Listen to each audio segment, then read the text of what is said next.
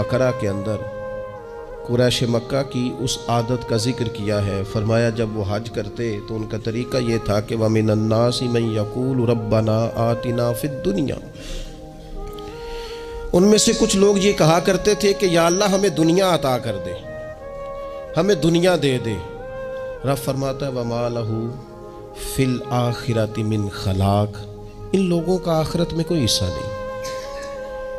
मांगी भी है तो सिर्फ दुनिया, हज करके भी दुनिया, अल्लाह के घर जाके भी दुनिया, शेख का बैत हो के भी दुनिया, दीनी महफिल से मुराद भी ये, दीनी इज्तमात करके भी, दीनी मदारस कायम करके भी, खानकाह का मस्जिद का माहौल बना के भी, उससे भी मुतालबा फ़कत दुनिया का। उन कुफार की इस आदत को जिक्र करके हमें समझाया गया कि जो फ़कत दुनिया मांगता है उसका आखिरत में कोई हिस्सा। और फरमाया कुछ लोग ऐसे हैं वमिनहुम मन यक़ूलु रब्बना आतिना फिद दुनिया हसना। अच्छा, उन्होंने दुनिया भी मांगी तो सिर्फ दुनिया मांगी, हसना नहीं मांगी। और यहाँ फरमाया कुछ लोग ऐसे हैं जो रब से कहते हैं या अल्लाह हमें दुनिया में भी भलाई अता फरमा, दुनिया भी दे तो हसना देना, वो दुनिया देना जो हमारे दीन को तक़वियत दे, वो दुनिया देना जो हमारे आमाले हसना को मजबूत करे, दीनी मामलात को तक़वियत दे, दुनिया भी वही अता फरमा।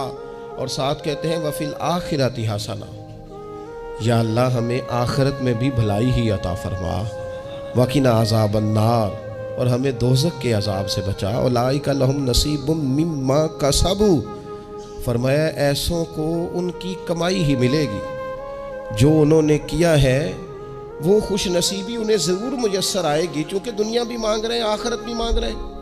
हमेशा कोई भी काम करें किसी किस्म का भी, उसमें यह देखें कि क्या इसमें मेरे लिए कोई ज़ख़ीरा आखिरत बनेगा, क्या ये काम मेरी कब्र में, हश्र में, क़यामत में मेरे लिए कोई फ़ायदा मंद होगा। मैं बड़े दर्द से अर्ज़ करता हूँ, बाज़ लोग दीनी काम करते हैं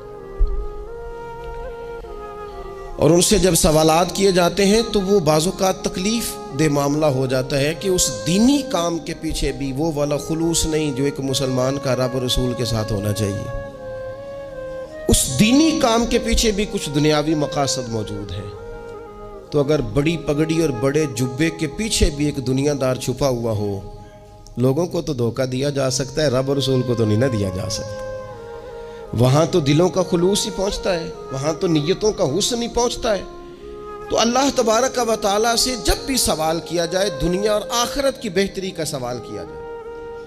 एक लफ्ज़ है हदीस पाक में जिसको आफ़ियत कहते हैं। तिरमिज़ी शरीफ में हज़रत सैयदना अब्बास बिन अब्दुल मुत्तलब रदी अल्लाह तआला अन्हु आपकी रवायत मौजूद है। फरमाते हैं मैं नबी पाक सल्लल्लाहु तआला अलैहि वसल्लम की खिदमत आली मरतबत में हाजिर हुआ तो मैंने अर्ज़ की या रसूल अल्लाह सल्लल्लाहु तआला अलैहि वसल्लम, मुझे ऐसी चीज़ बताएं जो मैं अपने रब से मांगूं। चीज़ मांगनी होती है ना, बाज़ वक़्त मौका मिलता है तो कई दफ़ा इंसान इम्तिहान में आ जाता है कि अब मुझे मौका मिल गया है, मुझे कहा गया कुछ मांग लो, तो भला मैं क्या मांगूं। हज़रत अब्बास बिन अब्दुल मुत्तलब रदी अल्लाह तआला अन्हु नबी पाक अलैहिस्सलाम के प्यारे चचा जान हैं, अर्ज़ गुज़ार हैं, या रसूल अल्लाह सल्लल्लाहु अलैहि वसल्लम मुझे बताइए मैं अपने रब से मांगूं तो क्या मांगूं। तो हुजूर ने फरमाया रब से आफियत मांगो।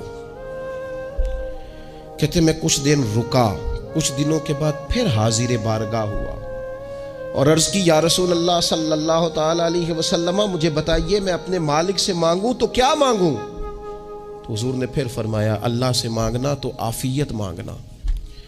बुजुर्ग फरमाते हैं ये आफियत क्या है। आफियत ये है कि या अल्लाह ज़ाहिरी परेशानियाँ, बातनी परेशानियाँ, ऐ अल्लाह ज़ाहिर के मैल कुचैल भी दूर हो जाएं, बातन के भी दूर हो जाएं। ऐ अल्लाह हर मामले में, हर आजमाइश में, हर दुख में हमें तेरी पनाह नसीब हो जाए। आफियत से बड़ा हुस्न कोई नहीं अगर किसी शख्स को यह नसीब हो जाए। और एक अल्लाह वाले ने तो एक और बड़ा खूबसूरत तर्जुमा यहाँ किया है, वो कहते हैं आफियत का मतलब है दिल का करार, आफियत का मतलब है बातन का सुकून, आफियत का मतलब है इंसान के मिजाज का हौसला, ठंडक, बुर्दबारी। जिस बंदे को आफियत नसीब हो जाती है गोया अल्लाह उसे सुकून की दौलत अता फरमा देता है। थोड़े पैसों में भी सुकून, बगैर शोहरत के भी सुकून, کوئی بات مان لے تب بھی سکون، کوئی دھتکار دے پھر بھی سکون، لوگوں کی گڈ بک میں ہو پھر بھی سکون، اور اگر لوگ سارے مخالفت میں آ جائیں تو چونکہ اللہ نے عافیت دی ہے پھر بھی سکون۔ اللہ تعالیٰ نے ان لوگوں کو قرار کی دولت، اللہ سے عافیت مانگی جائے، اس میں دنیا کی بھی بھلائی شامل ہے، آخرت کی بھی بھلائی شامل ہے۔ نبی اکرم صلی اللہ تعالیٰ علیہ وسلم توجہ دلاتے کہ اللہ سے تم عافیت مانگو، ہمارا نہ جی، کیونکہ سب سے بڑا مسئلہ روحانی تربیت کا ہے، منصوبہ بندی کرنا، پلاننگ کرنا، اپنے معاملات کو خود سے کیسے لے کے چلنا ہے، کیسے ٹھیک کرنا ہے، اپنے حق میں دنیا کو کس طرح قائل کرنا ہے، یہ ڈھیر سارے لوگوں کو آتا ہے، اور اپنے حق میں دلائل کس طرح قائم کرنے ہیں، اس میں بہت سارے لوگ خود کفیل ہوتے ہیں، انہیں کسی سے مشاورت کی بھی ضرورت نہیں ہوتی۔ لیکن اللہ کی بارگاہ سے اپنا رشتہ کیسے جوڑنا ہے، مالک سے کرم کا سوالی کس طرح کر کے ہونا ہے، اللہ سے عافیت کا سوال کیسے کرنا ہے، یہ چونکہ روحانی تربیت میں ہمارا مزاج نہیں ہوتا، لہذا ہم اس طرف جاتے نہیں، ہم وہ اپنی مرضی کی چیزیں، یعنی وظیفہ پوچھ کے گئے ایک صاحب، کچھ عرصے کے بعد آئے ہیں تو آ کے کہتے ہیں مولانا صاحب، پیر صاحب یا قاری صاحب یا فلاں صاحب، کسی سے بھی پوچھ کے گئے کس چیز کو نیک آدمی جانا، پھر لوٹ کر آ کے کہتے ہیں کہ آپ نے وظیفہ بتایا تھا پر کام کوئی نہیں ہوا۔ تو میں تو صاف کہتا ہوں اور کھلے دل سے کہتا ہوں کہ بھئی وظیفہ آپ کو بتایا تھا کہ اللہ کی رحمت متوجہ ہوگی، خدا کی رحمت کو آواز دینے کے لیے وظیفہ دیا تھا، کوئی بھی وظیفہ رب کو مجبور تو نہیں نہ کر سکتا معاذ۔ اور وظائف کس لیے پڑھے جاتے ہیں کہ جلدی سے معاملات ٹھیک ہو جائیں، میرے حق میں چیزیں بہتر ہو جائیں، تو اللہ کی رضا کے لیے پڑھے جاتے ہیں۔ تو وظائف کو، عبادات کو، نوافل کو، تلاوت کو، درود پاک کو تو رضا الہی کا ذریعہ بنانا چاہیے، لیکن ہم چونکہ ایک پورا الجھاؤ رکھتے ہیں اپنی دنیا داری کے معاملات سیدھے کرنے، ایک پورا خیر رکھتے ہیں۔ وہ لوگ ملتے رہتے ہیں مختلف بزرگوں کی نسبت کے تعلق سے، تو بعض جگہوں پہ بعض لوگ بڑے تیز ہوتے ہیں، یعنی ان سے آپ کی ملاقات ہوتی ہے تو بندے کو محسوس ہوتا ہے کہ یار اسے تو پہلے ہی ساری باتوں کا پتہ ہے، اور کئی دفعہ ان سے ملنے کے بعد احساس ہوتا ہے کہ یار اس سے تو تھوڑا سیکھ ہی لیتے تو بہتر تھا، یہ تو بات بڑی آگے نکل گئی، سارا پتہ ہوتا ہے، باشعور ہوتے ہیں، لیکن ڈر آتا ہے اللہ سے۔ اتنا باشعور آدمی، سمجھدار، پنچایت، پریا، لوگ، دین، دنیا سارا پتہ ہے، نماز کا ٹائم آ گیا تو وہ چھپتا پھرتا ہے، اس کی طبیعت پر بوجھ بن رہا ہے معاذ اللہ اللہ کے حضور حاضر ہونا، اسے خیر کا کام کرنا پڑ رہا ہے تو وہ ادھر ادھر نکلتا جا رہا ہے۔ تو سوال یہ ہے کہ پھر یہ شعور کا کیا مطلب رکھا ہوا ہے ہم نے؟ پھر اللہ سے دعا کرنے کی ضرورت نہیں۔ وہ حضرت عارف رومی رحمۃ اللہ تعالیٰ علیہ فرمایا کرتے تھے بعض لوگوں کو رب سارا کچھ دیتا ہے، سجدے کی توفیق نہیں دیتا۔ اس کا مطلب یہ ہے کہ وہ کہتا ہے یہ سارا کچھ لے اور نکل جا، میرے گھر نہ آنا، رکھ سارا کچھ پاس۔ رب سے عافیت مانگی جائے، اس سے اس کا فضل مانگا جائے، اس سے اس کا کرم مانگا جائے۔ اللہ کے پیارے رسول صلی اللہ تعالیٰ علیہ وآلہ وسلم اس عافیت مانگنے پر زور دیتے، توجہ دیتے۔ میں آپ کو صحیح بتاتا ہوں، رب نے اگر کسی بندے کو عافیت میں رکھا ہو نا تو حالات کیسے بھی برے چل رہے ہوں اس کا بگاڑ کچھ نہیں سکتے۔ اور اللہ تعالیٰ معاف کرے، 100 دفعہ خاکم بدہن اگر کسی وقت اس کے کرم کی نگاہ پھر جائے تو پھر سارے اسباب سمیت بھی انسان اپنے پیروں پہ کھڑا نہیں رہ سکتا۔ اس سے جب تک طلب کرم نہیں ہوتا، طلب عافیت نہیں ہوتی، اس کی بارگاہ سے جب تک بندہ مومن پورا رجوع نہیں کرتا، یہ عافیت اتنی اعلیٰ چیز ہے کہ نبی پاک علیہ السلام نے فرمایا اذان اور اقامت کے درمیان جو وقت ہوتا ہے اس میں دعائیں رد نہیں ہوتی، دعا مانگا کرو گے تمہاری اللہ اپنے فضل سے قبول کر لے گا۔ عرض کی یا رسول اللہ کیا مانگے؟ تو فرمایا عافیت مانگو رب سے۔ حضرت انس بن مالک حدیث کے راوی ہے رضی اللہ تعالیٰ عنہ، یہاں بھی فرمایا یہ عین قبولیت کا ٹائم ہے، اب اللہ سے عافیت مانگ لو، اس کی پناہ۔ ہم دعاؤں میں بھی محدود ہو جاتے ہیں، रब दा तालब कोई ना मिलया, जो मिलया तालब ज़रदा हू। दुआओं में भी हद बंदी। बाज़ औक़ात बच्चे भी तरबियत करते हैं ना। एक मौलाना है, उनका ख्याल है कि उन्होंने मुझसे कुछ पढ़ा है, तो कभी कभी उस्ताद जी कह देते हैं, बहुत पुरानी बात है, उन्होंने मुझे फ़ोन किया कि अगर आप कभी तशरीफ़ लाएँ, तो मैंने कहा पुत्र दुआ मांग, अल्लाह को छोटी जी गड्डी देवे। तो उस बच्चे ने मेरी बड़ी तरबियत की, कहने लगा उस्ताद जी अल्लाह को लो मंगनी है तो वड्डी सारी मंगो। आपने मादूद क्यों किया कि भाई ये छोटी सी अल्लाह गाड़ी क्यों अल्लाह छोटी दे, रब दे तो बड़ी दे, और रहमत से दे, अल्लाह से मांगनी है ना जी।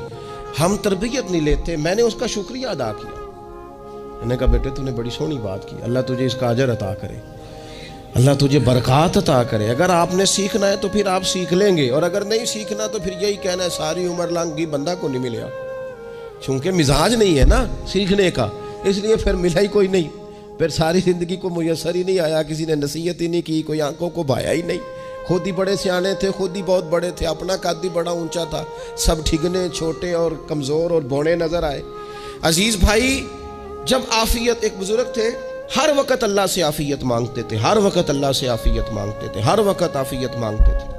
लोगों ने पूछा, लोग उनको साले जानते थे, नेक समझते थे, कि हुज़ूर आप और कोई दुआ मांगते नहीं, आफ़ियत ही मांगते हैं। फरमाने लगे मैं मांगा करता था शुरू में, बाद में ख्याल आया और भी दुआएं मांगा करता था, ये एहसास बाद में नसीब हुआ।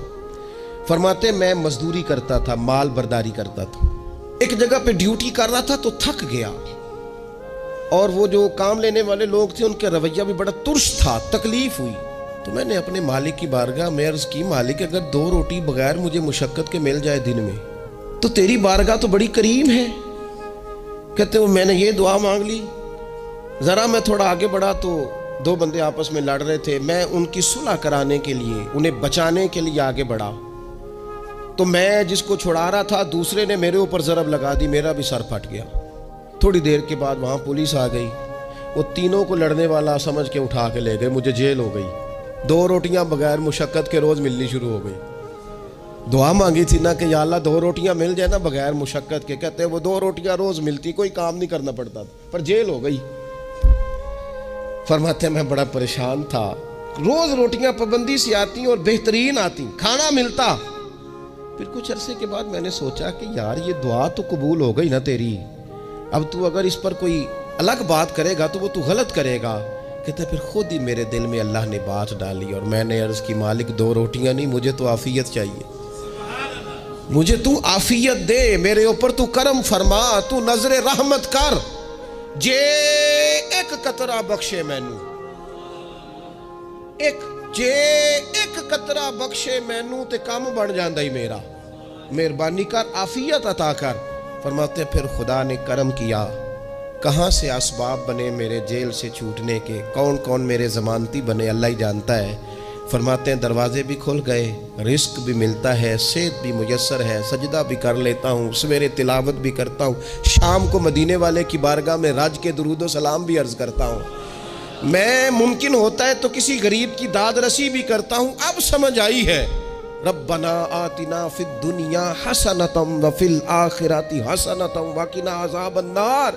अब समझ आई है, रब से जब भी मांगना है आफ़ियत ही मांगनी है, उससे करम मांग। हमने महदूद दुआएं रखी हुई हैं, महदूद, वो जी फलाना काम मेरा हो जाए तो भाई वो एक हो गया, उसके बाद फिर नई टेंशन बन जाएगी। नहीं, मैं जी बच्चों की शादी कर लूँ जी फिर मैं फारिग हूँ।